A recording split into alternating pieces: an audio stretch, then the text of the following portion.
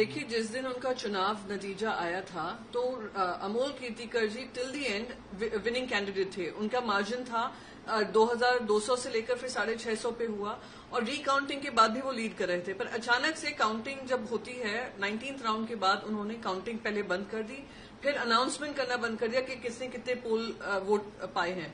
वो छोड़िए, फिर पता चला कि 2 इंडिपेंडेंट कैंडिडेट्स पुलिस स्टेशन गए ये कहकर कि रविंद्र वायकर के परिवारजन जो उनके साले हैं वो एक मोबाइल फोन लेकर गए थे और वो बात कर रहे थे गुर्रव जी से, जो गुर्रव जी डेटा एंट्री ऑपरेटर हैं जोगेश्वरी विधानसभा के। वो इलेक्शन कमीशन में कार्यरत हैं। तो वो क्यों बात कर रहे थे और इस समय पे जहां मोबाइल अलाउड नहीं है वो मोबाइल लेकर क्यों गए थे।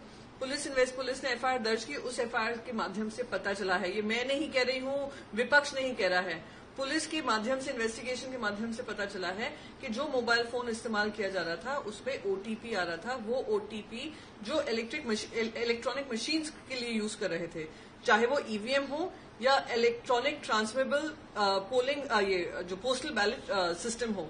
तो अगर वो कर रहे हैं और लेट्स से अगर ओटीपी डेटा एंट्री के लिए भी था, तो डेटा एंट्री तो वो होती है कि जो पोल हुए हैं वो आप डालें। तो कहीं ना कहीं प्रश्न चिन्ह उठते हैं। सबसे इम्पोर्टेंट सवाल ये है कि मुंबई पुलिस ने भी उनसे सीसीटीवी फुटेज मांगा है, डिस्ट्रिक्ट कलेक्टर से अमोल कीर्तिकर जी ने भी मांगा है। ये लोग झिझक क्यों रहे हैं सीसीटीवी फुटेज देने को? अगर इन्होंने कुछ गलत नहीं किया है तो सीसीटीवी फुटेज क्यों नहीं दी जा रही? दूसरा इम्पोर्टेंट बात है, प्रेस कॉन्फ्रेंस आज हुई है। प्रेस कॉन्फ्रेंस में जो रिटर्निंग ऑफिसर है बात करिए कि उन्होंने एफआईआर दर्ज कराया। एफआईआर उन्होंने दर्ज नहीं कराया है। एफआईआर वो 2 इंडिपेंडेंट कैंडिडेट्स ने कराया है, अपने मेहनत कर कराया है। 10 दिन लगे एफआईआर दर्ज होने में भी। तो ये सारे सवाल उठते हैं। पर इलेक्शन कमीशन ट्रांसपेरेंट बनने की जगह इसको डिफेंड क्यों कर रही है, ये समझ में नहीं आ रहा है। देखिए, जिस दिन उनका चुनाव नतीजा आया था तो Amol Kirtikar ji till the end winning candidate थे। उनका मार्जिन था 2200 से लेकर फिर 650 पे हुआ और रीकाउंटिंग के बाद भी वो लीड कर रहे थे। पर अचानक से काउंटिंग जब होती है 19th राउंड के बाद उन्होंने काउंटिंग पहले बंद कर दी, फिर अनाउंसमेंट करना बंद कर दिया कि किसने कितने पोल वोट पाए हैं। वो छोड़िए, फिर पता चला कि 2 इंडिपेंडेंट कैंडिडेट्स पुलिस स्टेशन गए ये कहकर कि रविंद्र वायकर के परिवारजन जो उनके साले हैं वो एक मोबाइल फोन लेकर गए थे और वो बात कर रहे थे गुर्रव जी से, जो गुर्रव जी डेटा एंट्री ऑपरेटर हैं जोगेश्वरी विधानसभा के। वो इलेक्शन कमीशन में कार्यरत हैं। तो वो क्यों बात कर रहे थे और इस समय पे जहां मोबाइल अलाउड नहीं है वो मोबाइल लेकर क्यों गए थे।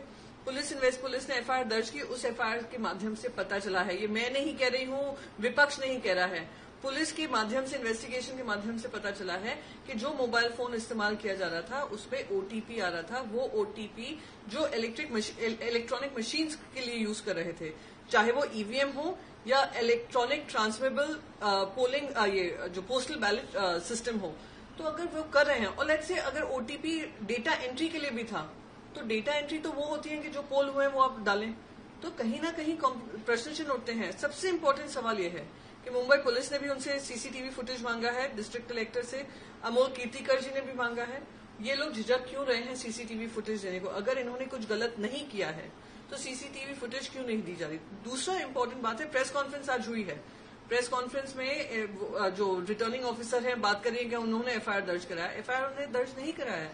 एफआईआर वो 2 इंडिपेंडेंट कैंडिडेट्स ने कराया है, अपने मेहनत कर कराया है। 10 दिन लगे एफआईआर दर्ज होने में भी। तो ये सारे सवाल उठते हैं। पर इलेक्शन कमीशन ट्रांसपेरेंट बनने की जगह इसको डिफेंड क्यों कर रही है, ये समझ में नहीं आ रहा है।